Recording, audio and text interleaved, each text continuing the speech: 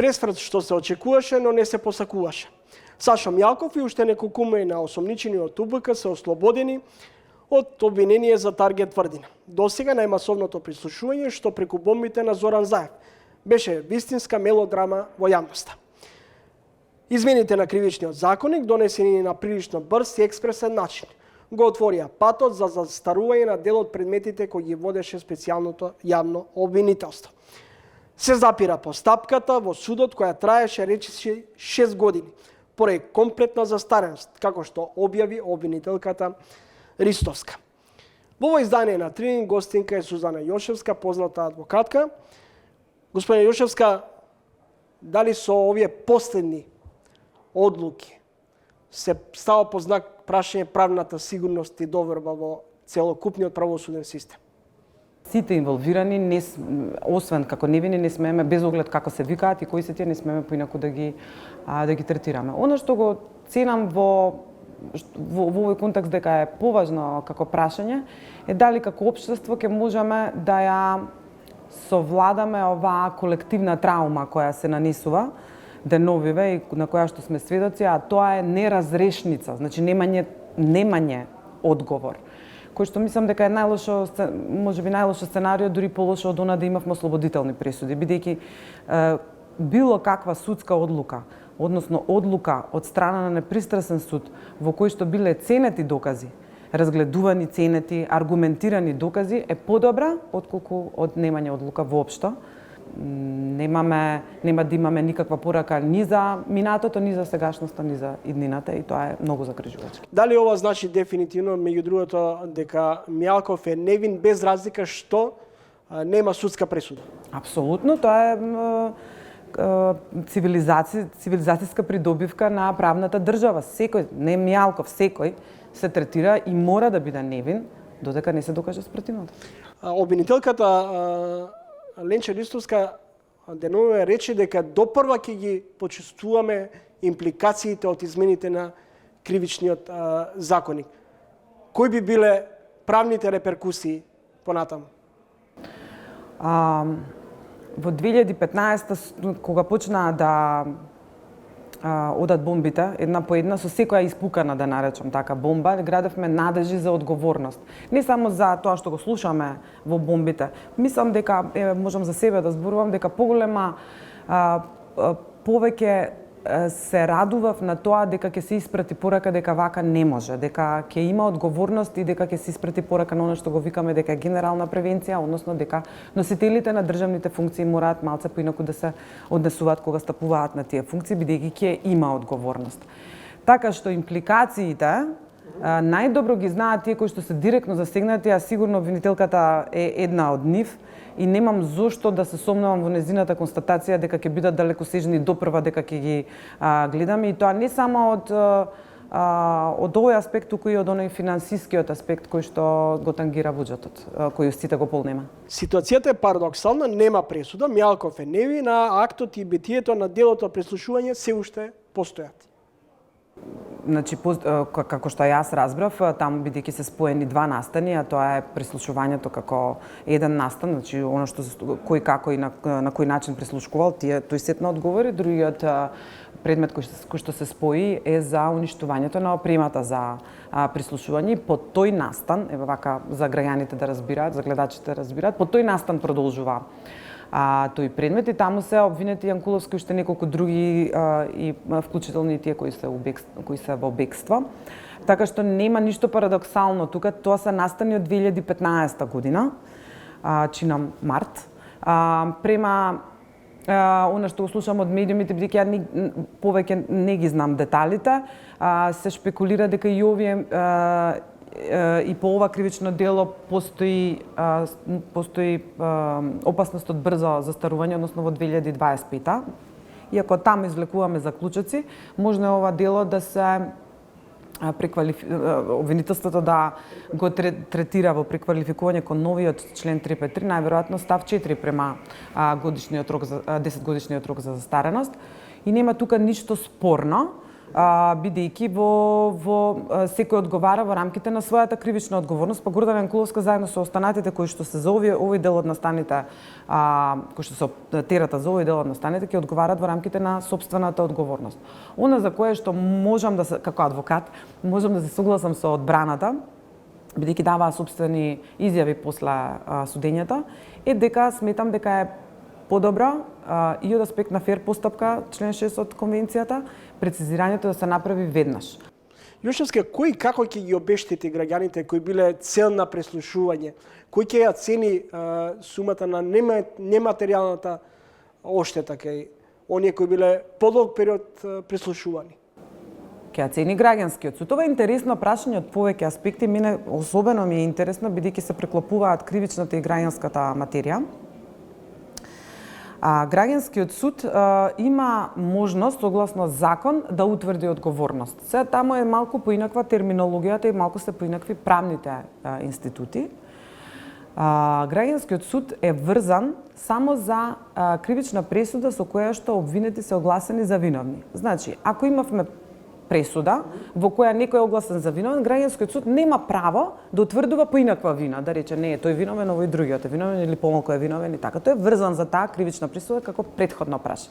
Но во ситуација како оваја, во која немаме огласени за виновни, граѓанскиот суд по тужба за надомесна нематеријална штета, таква има и поднесена, а може и да се поднесува, ќе мора да одговори исто на прашањето кој е одговорен за оваа штета, што значи дека повторно можеме да одговараме за граѓанскиот суд може малку да ја ремедира оваа траума за која што зборував претходно, да утврди одговорност, а тоа ќе мора да го прави повторно врз основа на истите докази без оглед што државата таму одговара по принцип на објективна одговорност. Но и без оглед што државата нема да може да бара после тоа регрес од вистински виновните што биле утврдени.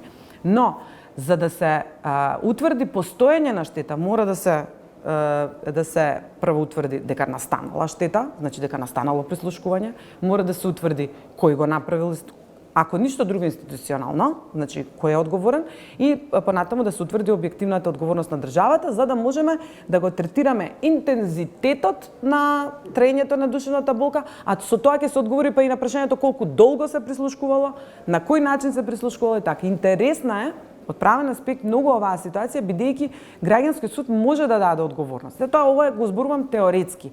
Практично, како ќе се одвива ова, ако знаеме дека станува збор за предмет кој 6 години кривичниот суд со многу порестриктивни мерки и со многу порепресивни мерки не успеа да даде одговор на ова прашање и за какви актери станува збор внатре. И дали ќе може во пракса ова да се изреализира од страна на тужители кои се граѓани, а нема да имаме обвинителство таму, туку тужители како граѓани, адвокати. Многу ќе биде интересно во пракса да се види дали ова ќе може, но е сметам посакувано сценарио, да во граѓанскиот суд даде конечен одговор за ваму кај што во кривичниот немавме. Сите судски и адвокатски трошоци и вештачиња паѓаат на товар на државата. Како ќе се пресметува и може ли екс-директорот на УБК Мијаков сега да бара одштета од државата? Судот има задача да утврди во решението кои трошоци ги третира за нужни, а неспорно е дека тие мораат да се платат од буџетот, бидејќи во ситуација на запирање на кривичната постапка има изрична одредба. Така оди. Во поглед на штетата, повторно индивидуализирате, ме прашувате за Мијалков, но тоа е општо правило, не е важно дали е Мијалков во прашање. Штета може, надомесна штета се дава само на оние кои биле бесправно лишени од слобода. А тоа се оние кои биле притворени, а за нив нема завршница со осудителна пресуда. Значи во ситуацијава немаме осудителна, но не знам јас дали има тука во овој конкретен предмет сега последниот притвори. Секаде каде што имало притвор, куќен притвор, било какво лишување од слобода, тие кои биле лишени од слобода, а на крајот постапките не завршиле со осудителни пресуди, може да бараат од државата надомесна штета, да. Следите трилин гостинка во емисијата Сузана Јошевска, адвокатка. Се подготуваат измени на кривичниот законник. Се подготвува и закон за амнестија. По експресен пат се донесува измени на кривичниот законник. Особено остана симптоматичен делот околу членот за злоупотреба на службена положба и злосторничко здружување. Што мислите зошто овие измени беа донесени по експресен пат? Зошто биле донесени како, да речам, вистински одговор на тоа прашање, можеби ќе го знаат само тие кои што го предложија и предпоставувам тие кои го изгласа на овој начин законот, тука би го ставила и претседателот кој што го подпише указот. Се донесува измени на кривичниот закон во ситуација кога имаме висока степен на корупција, криминал и неказнивост. Дали ова е контрапродуктивно? Па сигурно ќе биде како такво оценето, дека не оди во насока на подобрување на неказнивоста, па крајни на довербата на судот. Немаме ниска доверба во судот сега, со ова на никаков начин не се помогна. Можеби судот ќе имаше шанса малце да ја поправи таа доверба, на никаков начин не се помогна. Она што сакам да го кажам е дека во намерата, официјалното образложение за намерата од страна на предлагачите е дека на овој начин се усогласуваме со европското законодавство, бидејќи немало земја во Европската унија што има вакво дело како делото од 353, и дека на овој начин напуштаме една пракса која е застарена од некој застарен систем и така натаму. Убаво што се сетиле сега тоа да го прават, но за да веруваме во искреноста на овие намери, имаше механизми како тоа да се изведе. Значи, ако законот имаше европско знаменце под параванот на кривични дела кои што се внесоа како екоцид и така натаму за да оди по брза постапка, ако тоа е параванот за да иде по скратена постапка, не дури ни тоа можеби немаше да биде проблематично ако имаше било каков привид на било каква дебата и консултација на комисијата која долги години работи на кривичниот законник, значи тоа е заобиколено и они од тоа, значи предлагачите од тоа не можат да побегнат. И она што мене ми е најинтересно е дека фокусот е на во иднина како би се регулирале злосторничко здружување и 353 како поставување на казнената политика на скроз поинаков начин. Оваа дебата не е од сега и е долгогодишна и не е дека не се валидни тие аргументи. Точно е дека 353 требаше да доживее поинаква обработка. Точно е дека се строги казните. Точни се тие аргументи. Но кога вие правите волкав потрес, значи ова е бомба исто така, кога вие правите толкав потрес на нешто што е во тек, ние имаме постапки во тек, најмалку што можете да направите да му дозволите на општеството и на системот да се прилагоди на новата ситуација. Тие можеа, доколку има искрени намери да ја подобрат казнената политика, да го подобрат текстот на 353, да остават овие одредби да имаат одложена примена. Амнестија, професорите Камбовски и Шкарич изјавија дека собранискиот акт е директен акт и длабинско навлегување на собранието и политичката во правосудниот систем и казнената политика. Каков е вашиот став? Вака, сега амнестијата по дефиниција е упад во казнениот систем. Тоа е амнестија. Некој суд, надлежен суд донал изрекол казна, амнестијата или делумна или целосно ја укинува таа казна. Значи секогаш по дефиниција амнестијата е упад. Предпоставувам она што угледните професори сака да го кажат е можеби за честеноста на амнестијата кај нас, бидејќи кога што разбрав ова е 7-ми пат во овие 30 и неколку години. Но амнестијата, законот за амнестија не е никако поразличен, ниту пак попроблематичен од останатите 6 кои се донесени. Законот за амнестија во моментот има само два проблеми. Едниот е тајмингот во кој што се донесува, вториот е желбата на политичките партии да го политизираат. Во содржината на законот за амнестија нема никакви проблеми, ако намерата е, а таа е намерата и сите јавно ја кажуваат, растеретување на затворите од, да ги наречеме така, полесните криминалци, значи од полесниот криминалитет. И адвокатите се дел од судските постапки, заструањето на делата паѓа најчесто на товар на обвинителите, но најчесто критичката обсервација е дека станува збор за неефикасност на правосудниот систем. Каде го лоцирате главниот проблем? Каде го лоцирам главниот проблем за неефикасноста на судскиот систем? Проблемите се, ова е многу широка тема, значи општо е многу прашањето, проблемите се дискутирани многу пати на многу конференции и се не може да се лоцира не може да се покаже со прстот кон една институција, ниту кон обвинителството само, ниту кон судот, а кога седиме на една иста маса, сите алки во правосудниот систем, па дури и од извршната власт, да речем од Министерство за правда, од судскиот совет, секој има во рамките на своите надлежности, во рамките на своите одговорности оправдување, односно соодветно аргументирано образложение зошто постапува на некаков начин кој што можеби се пресликува во некаква неефикасност. Треба здружени сили и волја на многу сегменти да се работи за да може да се постигне поголема ефикасност. Кажувам, општо е прашањето. Што се однесува до адвокатите, кои секако се дел од правосудниот систем, тие треба да се третираат како една од алките која овозможува да се почитуваат правата на обвинетите во постапката. Адвокатот има законска и уставна должност да биде ревносен кога ги штити правата на своите клиенти и адвокатите може да ги злоупотребуваат своите права или правата на нивните клиенти во постапка само ако тоа им се дозволи. Така што тука не лоцирам никаква одговорност на адвокатите, туку сметам дека и обвинителите и судиите треба да работат малку повеќе на тоа да не се дозволува, доколку има злоупотреба од страна на одбраната, да не се дозволува таа злоупотреба, односно да се спречува на соодветен начин таа злоупотреба, бидејќи постојат механизми кои не се користат. Постојат, а не се користат. Адвокат не сме да лаже пред суд, не сме да изнесува невистини, не сме да дава лажни докази. Сите тие работи, не може да имаме ситуации во кои адвокати доаѓаат и викаат немам контакт со странката. Но видете, имаме и ситуација кога предмети со месеци се држеле и се држат во фиока, со цел тие да застарат. Имаме предмети кои се враќале од почеток и никој не понесува одговорност.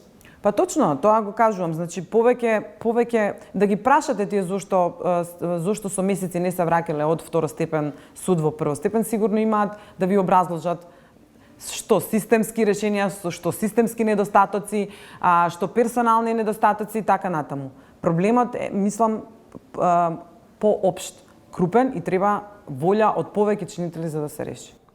Како вие гледате на оној предлог што неодамна го лансираше во јавноста, е подолг период тлее како можност за целосно ревидирање или целосен рестарт на правосудниот систем или да конкретизираме генерален реизбор во правосудството.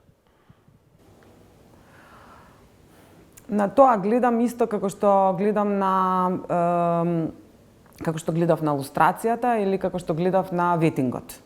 Тоа се опасни механизми кои мислам дека како општество се уште не сме зрели да ги усвоиме, бидејќи мислам дека како што со лустрацијата на многу случаи се покажа, може да бидат сериозни политички алатки во рацете на моќни луѓе и да направат уште поголема неправда од оваа која направи. Дали тоа може да се сведе на лов на вештерки всушност на крај? Па еве, да речеме дека имаме ние во соседството пример за тоа. Зборам за ветингот, имаме во Албанија соодветен пример. Не сум до крај испитала се по однос на резултатите од тој ветинг, но во голем дел се жалеа судиите од Албанија дека толку многу се испразнија судските места да судскиот систем заглави. Кај нас е веќе заглавен поради недостатокот и на кадар, стручен кадар и на самите судии, така што треба малце посистемски, попаметно да се пристапи кон ова. Не е решение само да уништиме се што има, особено што сметам дека во тие кругови постојат луѓе кои можеби ќе трпат негативни професионалци кои ќе трпат негативни последици, а неоправдано би ги трпала. Со еден збор не може сите да ги ставиме во исти кош, да.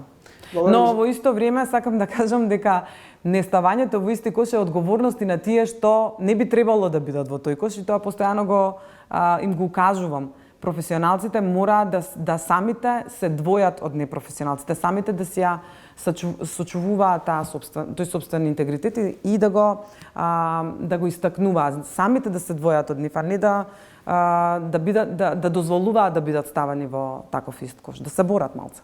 Благодарам за гостувањето во емисијата. Благодарам за поканата.